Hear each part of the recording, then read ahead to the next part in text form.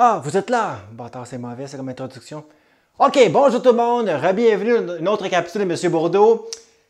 La dernière fois, on a vu 3 méthodes pour lever l'indétermination de la forme 0 sur 0. Factoriser, même dénominateur, conjugué. Mais en réalité, ces méthodes-là ont certaines limites dans d'autres contextes de problèmes. Il fallait s'en sortir un peu autrement que par ces 3 méthodes-là ici.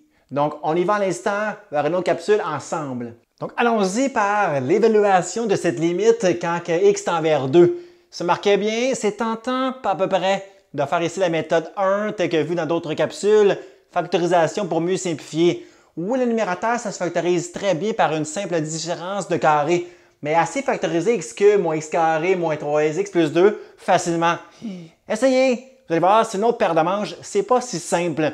Donc, pour factoriser tantôt aisément, plus aisément du moins, ce 4 termes, on va employer la technique de la division euclidienne, plus communément appelée la division de crochet. C'est ça la division euclidienne, la division de crochet.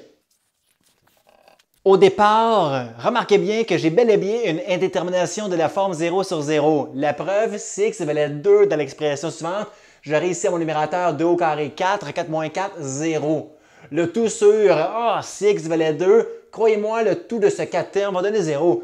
Donc, si 2 à la 3, 8, 8 moins 4, 4 étant de mon 2 au carré ici, 8 moins 4, 4, 4 moins 6, j'aurai ici moins 2 plus 2, bien sûr 0.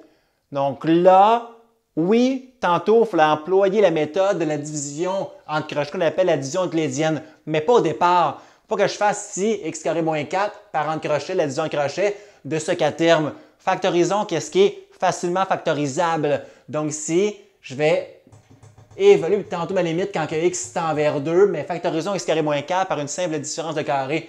Donc, je sais bel et bien x plus 2 par x moins 2. Ces facteurs sont bel et bien par développement x carré moins 4. Le tout sur ce 4 termes que je ne vais pas écrire parce que je suis paresseux. Ce 4 termes-là, on peut quand même deviner un de ces facteurs. C'est sûr que si ce facteur est nul, lorsque x est 2, mais un de ces facteurs à ce 4 termes est clairement x moins 2. Je dis parce que je sais qu'une de ces racines qu'on appelle en maths de ce 4 termes, c'est 2. Parce que j'ai à diviser par 0. Donc, il faut qu'un de ces facteurs soit nécessairement x moins 2. Parce que si x valait 2, 2 moins 2, 0, 0 fois un facteur me donnera en bout de ligne 0. C'est qu'est-ce qui fait que c'est extrêmement intelligent la technique de tantôt la division euclidienne ici. Donc, si je connais un de ces facteurs à ce 4 termes ici qui est x moins 2, mais je peux assez aisément trouver l'autre facteur qui me manque ici. Par le fait que je vais prendre ici mon initial x cube moins x carré moins 3x plus 2 que je vais diviser en crochet par x moins 2. Comme ça, j'aurai l'autre facteur ici que j'ignore. Pour être très clair, je récapitule. Donc, au départ, mon but, c'est factoriser, chose pas simple, le 4 termes x cube moins x carré moins 3x plus 2. Par contre, si je sais qu'il est nul, ce polynôme-là, lorsque x vaut 2, je connais un de ces facteurs qui est x moins 2, c'est sûr. Parce que si x valait 2, ce facteur serait nul.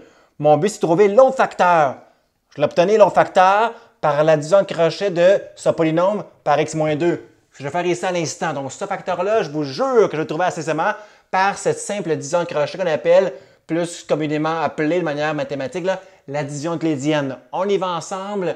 Quel terme qui fois x me donne x cube? C'est clairement ici x carré. Donc là, je vais juste écrire un peu mieux. Là. C'est bien sûr ici x carré. Ça va mieux. X carré fois x, x cube, chose assez évidente. X fois moins 2, ça donne ici bien sûr ici moins 2x. On soustrait ensemble, chose que vous avez appris il y a longtemps en 4e, même 3e secondaire, cette vulgaire division de crochet. J'obtiens x cube moins x cube, plus de termes en x cube, chose voulue, moins x carré moins 2x carré. Donc moins x carré plus 2x carré, il me reste x carré. Je descends moins 3x. Là, je me demande quoi fois x me donne x carré. C'est clairement positif x. X fois x, x carré. X fois moins 2, moins 2x. Je soustrais ensemble 2 à 2, c'est polynôme. Pi de x carré moins 3x plus 2x. Moins me donne ma somme plus 2x. Ça donne ici moins x. Je descends le terme ici plus 2. Quoi fois x me donne moins x. C'est clairement moins 1. Donc, moins 1 fois x moins x, pile, moins 1 fois moins 2 plus 2. Je suis heureux sur un moyen temps car j'obtiens ce qu'on appelle 0 de reste. Donc, par la technique de la division euclidienne, j'obtiens le facteur qui me manquait en plein ici. Ce facteur-là, c'est x carré plus x moins 1. J'efface ce que je cherchais tantôt et je transfère par le trinôme, ce facteur x carré plus x moins 1. Et le tour est joué rendu ici, oui. Effectivement, le tour est joué car après avoir appliqué la technique de l'addition euclidienne, c'est difficile à factoriser. Donc, je peux simplifier. X-2 sur x-2, il me reste bel et bien ici peu de termes en x-2.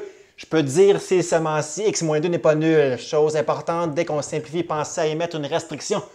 Si x-2 était nul, je diviserais par 0, chose que je ne veux pas avoir en maths. Il ne faut pas que ce facteur ici soit nul. D'où j'isole mon x. Il ne faut pas que x donne 2 ici dans l'expression suivante.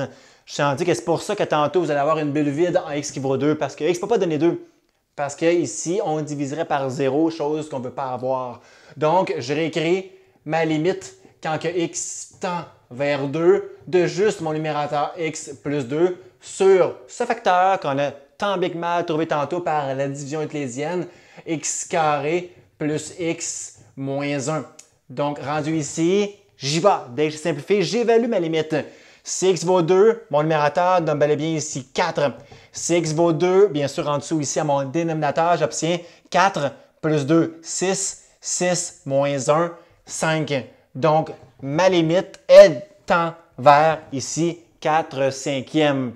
Donc, apparemment, j'aurais une bulle vide ici en 2, virgule, mon y, ma fonction ici en y, vaudrait 4 cinquièmes.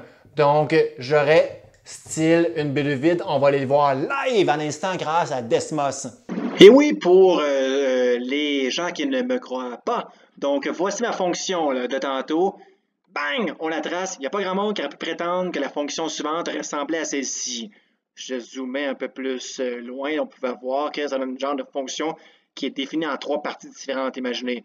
Mais du moins, je crois bien parce qu'elle ne revient pas sur elle-même à ma connaissance, car sinon on aurait 2y pour un même x. Je parle à moi-même. Donc, voici une belle fonction. Donc, si je zoome un peu plus à l'intérieur, on remarque bien que 6 tend vers 2, 6 tend vers 2, y donnerait 4 cinquièmes, 0,8 dans ma virgule.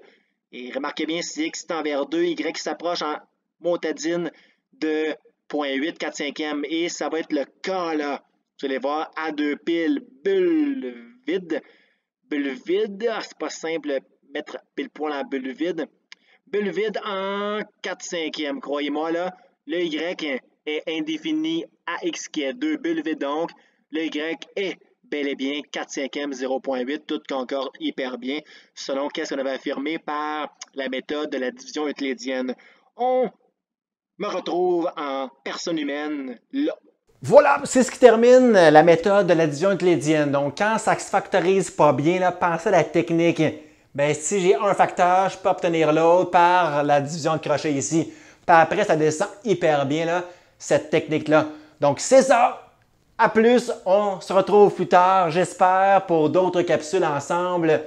Donc, c'était agréable de vous rejaser virtuellement parlant encore une fois. Bye bye.